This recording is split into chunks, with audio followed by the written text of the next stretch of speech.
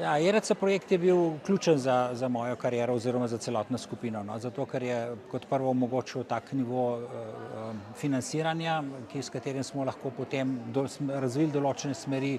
nenazadnje povečali skupino, izvajali mogoče bolj zahtevne eksperimente, predvsem pa res ta svoboda, torej da nismo zdaj vezani strogo samo na neke vnaprej določene,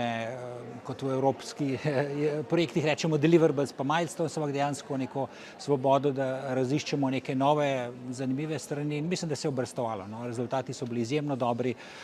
nenazadnje tudi na konferencah, na katere sem hodil, so skoraj vsi vrhunski raziskovalci že imeli ERC projekt, tako da je tudi nekako prispeva k temu prestižu, da te pač mogoče nekoliko bolj resno vzamejo. Torej v tem projektu, ki se imenuje Machine, sem raziskoval nove načine proteinov, ki so drugačni od naravnih, torej nekako modularni, s katerimi lahko pripravimo proteine, ki se ne pojavljajo v naravi, ampak imajo nekatere zanimive lastnosti.